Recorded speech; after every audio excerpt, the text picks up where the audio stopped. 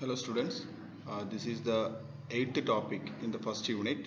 The topic is quality attributes of embedded systems.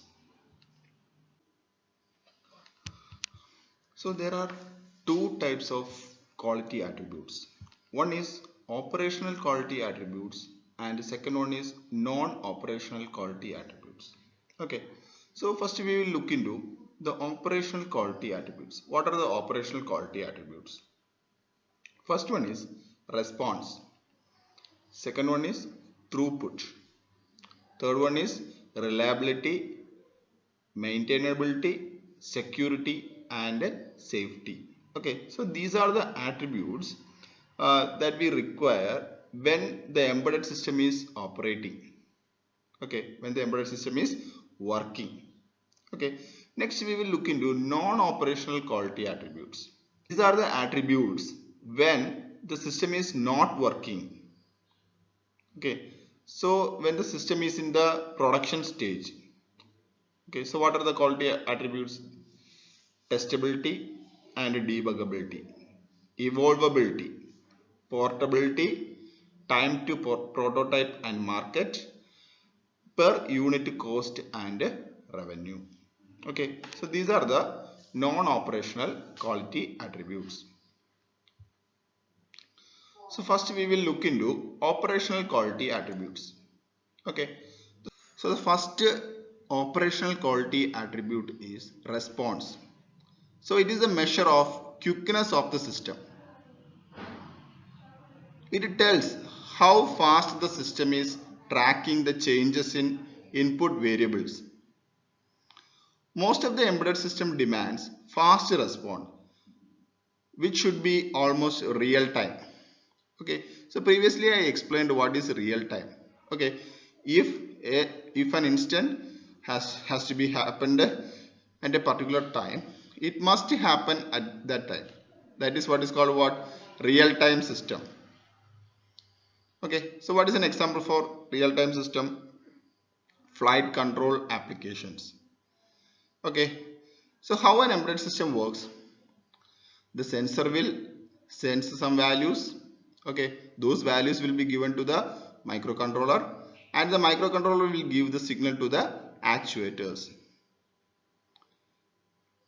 Okay, so there is a time delay between this sensing and the actuator performing some mechanical operation. Okay, that time delay must be very small. Okay, that is what is called a response of an embedded system. Next one is throughput. Okay, so the other word of throughput is efficiency. Okay, so it can be defined as the rate of production or operation or processes performed over a particular period of time. That is what is called efficiency. So this rate can be expressed in terms of products, batches that are produced, okay, or other any meaningful measurements. Okay, so I will tell you one example. Okay, for example, in other countries we have this card swiping system in buses. Okay, so when a person enter into the bus, he will swipe his card, and when he get out of the bus, he will again swipe the card. Okay, so money will be debited from his card. So how we can measure the throughput of this card reader? Okay, so the throughput of this card reader is measured in terms of how many transactions that are performed in a particular period of time. The period of time can be minute, hour or a day. Okay, so this throughput is a benchmark term. Okay, so it is like a reference point to analyze the quality of what? An embedded system. Next one is reliability. So what is this reliability? We have to check whether the embedded system is reliable or not, whether we can depend on the embedded system or not. Okay, so in medical application, if the embedded system fails means what? it may cause death of a person. Okay, so the reliability of an embedded system is determined using two terms, that is the mean time between failures MTBF and mean time to repair. Okay, so the mean time between failures. Okay, so most of our embedded system that is present in our house or in institutions, they may fail. Okay, so that is okay, but the mean time between failure, okay, today the embedded system failed, after 1 week again it is failing, after 1 week it is failing, means what? That embedded system is not reliable.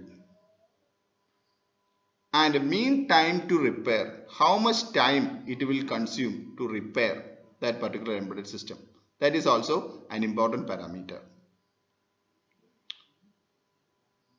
So MTBF, that is the mean time between failures, is the frequency of failures, okay, when the failure occurs, and how long the service person takes to repair the system.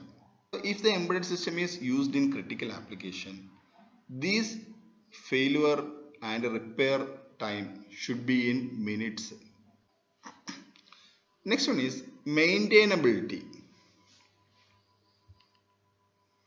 So this reliability and maintainability are complement to each other. Like uh, if some issue happened, whether there is a technical support or not. Okay, so we are purchasing a product and we are not getting a technical support. There is no service person. Then what we can do? We can simply throw away the product. There's no use. Okay. Otherwise, what we can do? If a service person is coming to our doorstep and he is repairing the system, that is fine. Or we can find a service center and we can go there and we can repair the system. That is also fine. Maintainability is again divided into two types. So that is scheduled or periodic maintenance. That is one thing. Scheduled or periodic maintenance. You consider the example of air conditioner. If we maintain the air conditioner properly, so it will work without any failures. Okay, suppose every year if we are doing service, we are filling the gas and we are removing the dust and everything, then it will work fine. Okay, that is what is called what? Scheduled or periodic maintenance or preventive maintenance. We are preventing the failure by doing some maintenance.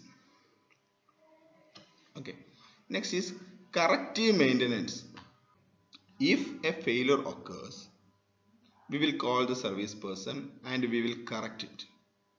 Okay, so this corrective maintenance is required in the case of what? Unexpected failures.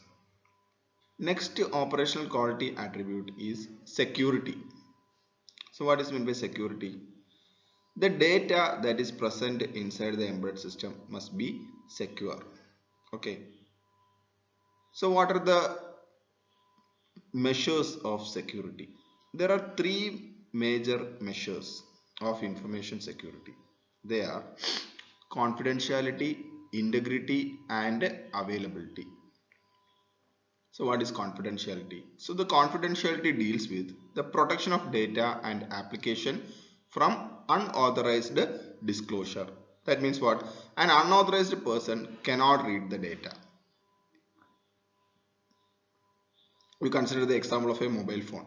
So most of the mobile phone will be locked using what? A fingerprint identity, a PIN number or face recognition.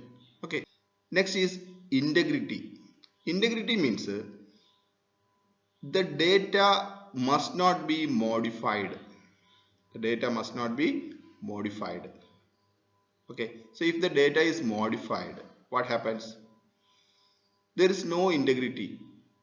Okay, we cannot say like the data is correct or not. If a middle person is changing the values in the data and he is modifying the data. So availability means the protection of data or application from unauthorized users.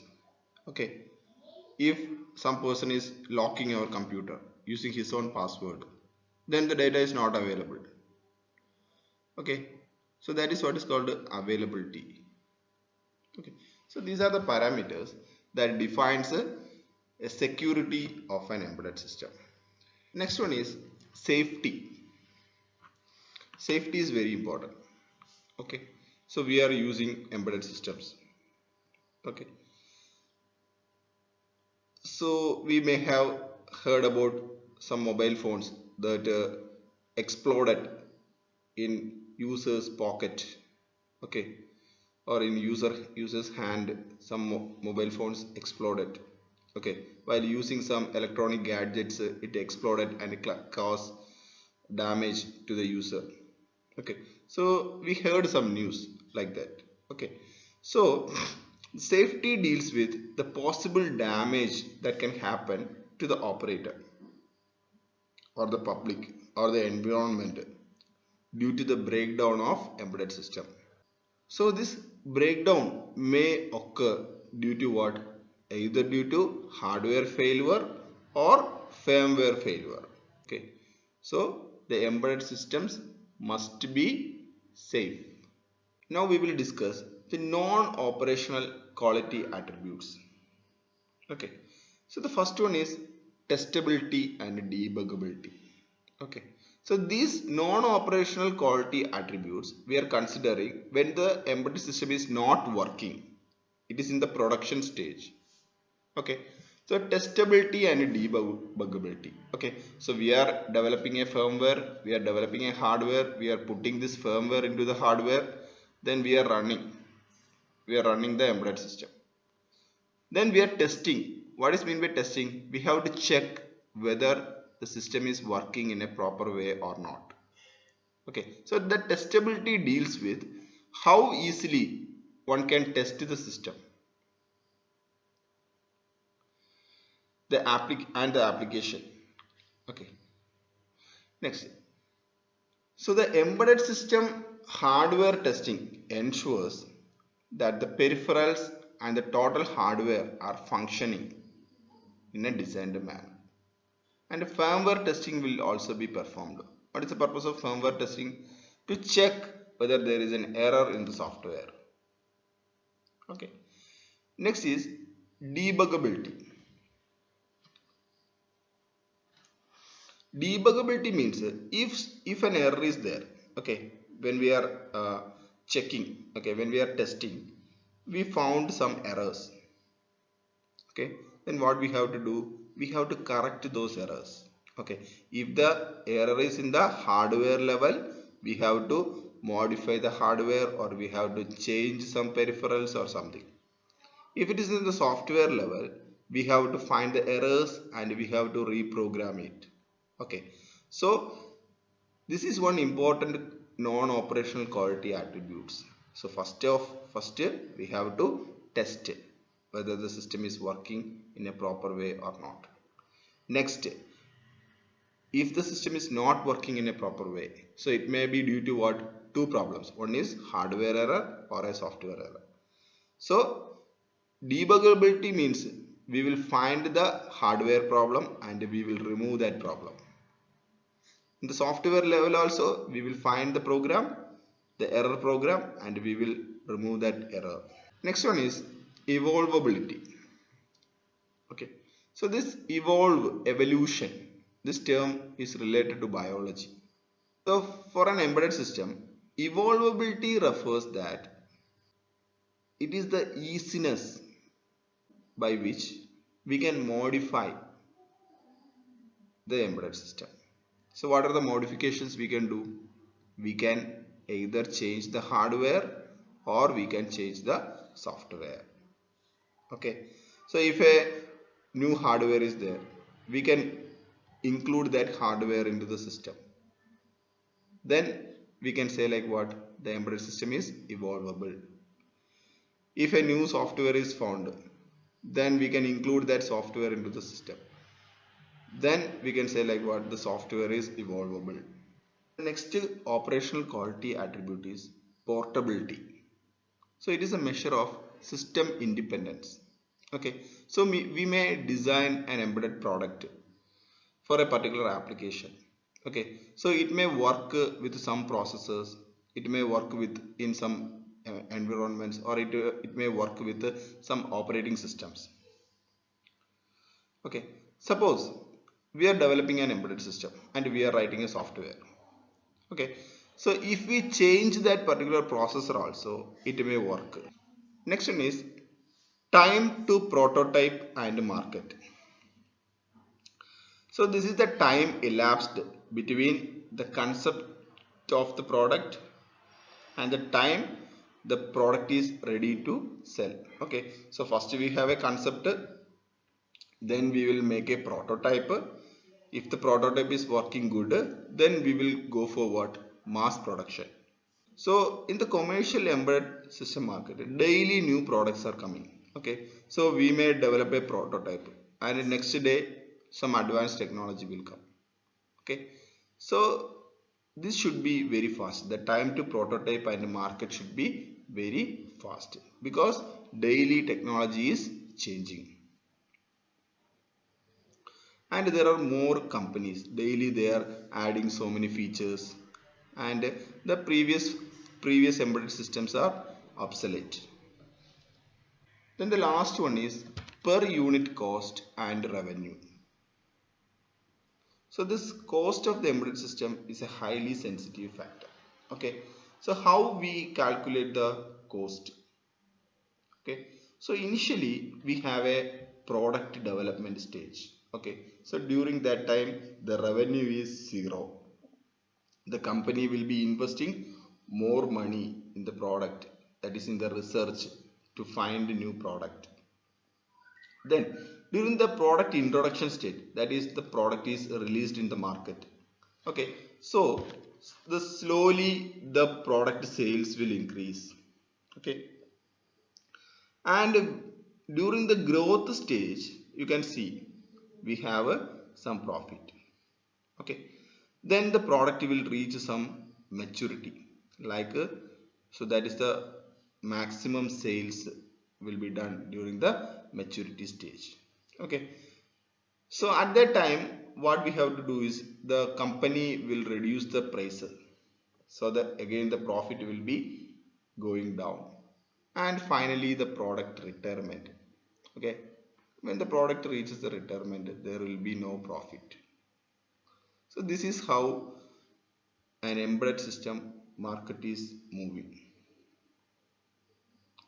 Okay, so the cost has to be analyzed based on the amount invested on the research, the amount they used for marketing, etc. So these are the operational and non-operational quality attributes of embedded system. So thank you for listening to the lecture. If you have any doubts, you can contact me.